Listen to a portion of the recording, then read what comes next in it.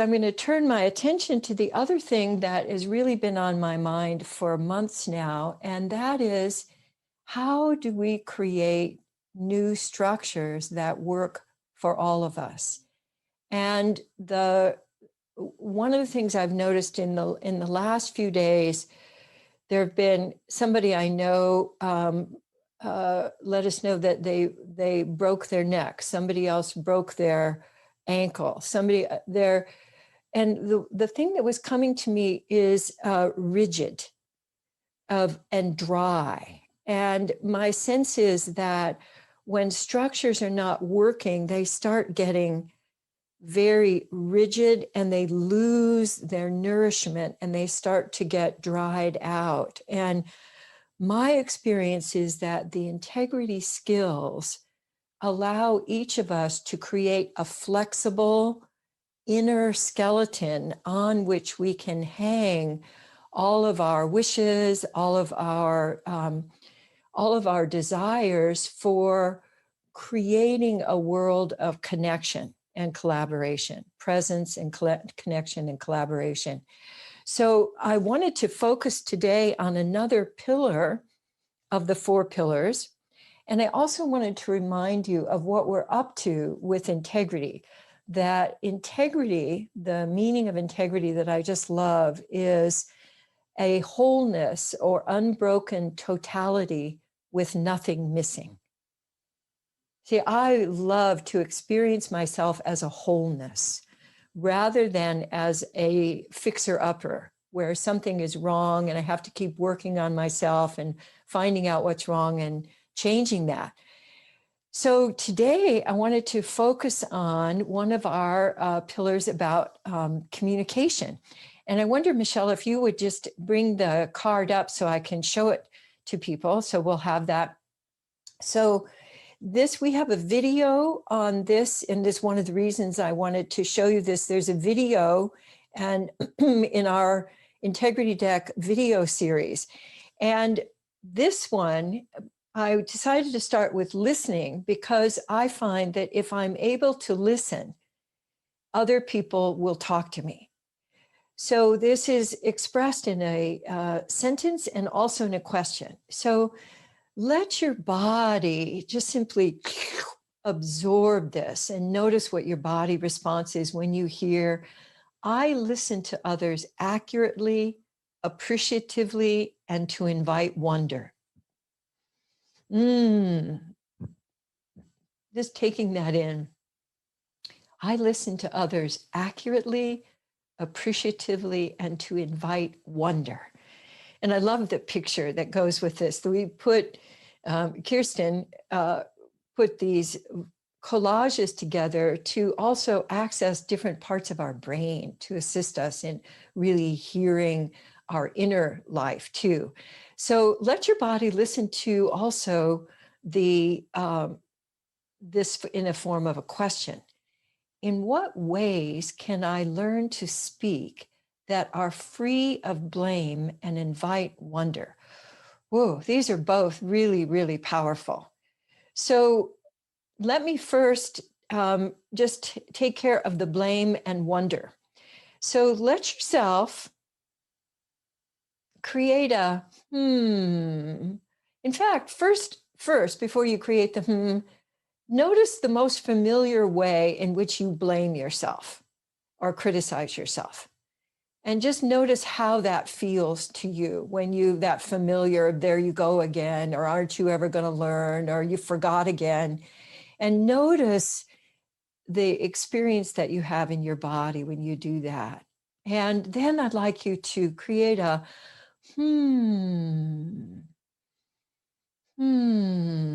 which shifts you from critical brain to wonder brain. And then ask yourself, I wonder in what ways I can learn to speak that are free of blame and invite wonder. So we're talking about listening, which also involves me speaking because I want to indicate to you that I heard you. And now let's take a look at the aspect of accurately, appreciatively, and to invite wonder. So let's go ahead and come back to the group, because I want to play with you with these possibilities. So what I have found is that if I'm intending to listen accurately, that the other person will let me know if I haven't heard them. So it's not listening perfectly, it's listening accurately. So imagine saying something like, what I heard you saying was, or if I'm hearing you accurately, I heard, or letting the other person know, here's what I heard. And then being available when they said, no, no, no, it was yesterday, not today that happened. You go, oh, okay. Oh, that makes sense. That was yesterday. So listening accurately doesn't mean you need to agree or that the other person is right. It's letting the other person know that you're with them. And then listening, I focus on simply what's good about this. But the thing I love about appreciative is I'm giving my sensitive awareness. So let yourself right now give sensitive awareness to you. Just be listening to yourself, to anything, appreciating how your body is today, appreciating how you're speaking to yourself, giving that sensitive awareness. And imagine listening to someone else in that sensitive kind of way where you're focused on what's in between, what's underneath, what's around and behind what they're saying. And if I get that reflected back to me, the main result is that I feel cared for. I feel like, oh, this person is really with me. And I may even forget what it was I was saying because I can feel their presence. So it promotes connection. And when we're connected in our listening, it's this space of listening in which the goodies arrive, in which wonder can be evoked. Because what I'm really listening for is, what does this person really want? So imagine if over this next week you were focusing on, in your listening, you were first giving your presence, so you could play with loop of awareness, so that you're giving attention to the other and you're giving attention to yourself. You're doing your best to listen accurately. So for this means letting go of our human tendency to prefer being right. So I'd like you to take on your very best I'm right posture. I'm right and you're not. So for me, I get a little tension down here, and my eyebrows come up and my chin comes a little forward. It's like I feel a little bit like a bird that's going, bring, bring. You're wrong. You're wrong. So notice how your body, or you could get kind of puffed up like, I'm right. And I know you're going to say all these things. And I'm going to tell you that I understand, but I'm really holding on to being right. Because I know once you get through saying all this stuff that you're going to agree that I'm right. Yeah. So, and notice the kind of adrenaline hit that you get from being right. You get kind of puffed up. So I want to tell you, that's all you get. When you're being right, you get that little puffed up being and strut around a little bit, but it's going to drain off, and then you're disconnected and you're full of being right. So I invite you to play with this week, shifting from being right to and genuinely getting not only curious, but appreciative. So shifting from being right to, what's going on? What can I feel into? And let your body just make little appreciative moves. Like if like sea anemone, for those of you who saw Finding Nemo, the sea anemone that's always got the going, ooh, what's going on? What's coming by?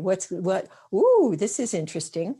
So letting yourself, all of your little appreciative cilia can be awakened, yes, so that you're not just listening through your ears, you're listening through your heart, you're listening through your body sensations. I find that when I'm doing loop of awareness, that when I'm listening is that I often will get ideas that I wouldn't get if I were just focused on this other person. If I'm focusing on how am I hearing this, what's happening for me, often there'll be an image that comes up. There'll be, I'll say, I'm just having this idea of flowers being cut down. And I'll just blurt that out. And so often the other person will say, oh, that was just what or I was remembering when I used to walk in a meadow as a kid. And I haven't done that, hardly at all in recent years. So it's the combination of including you, of being appreciative about you, and letting yourself respond that creates this space between in which our connection and collaboration can occur. So each of these cards has practices, and I wanted to just let you know too that each of the cards I'm sharing with you also has a video on the Foundation for Conscious Living. And so you can find them there and you can review what we've been doing and I invite you to put this into practice this week so you can add this skill to your possibilities of enjoying your wholeness. That was great. That last sentence, I had no idea what I was going to say. So I'm going, I'm a little bit expanded, and then I come back into focus. So this is the first time I've spoken this much since Saturday morning when I got my vaccine. So I think we accomplished it. I think it pretty much made sense. So I appreciate you all being on the journey with me, and I love seeing your faces. And how about unmuting yourself so that you can share sounds and goodbyes with people? And I'll look forward to seeing you again next week. Thank you. Thank you. Thank you. Thank you. Thanks. Have a Fantastic. wonderful Thank week. you.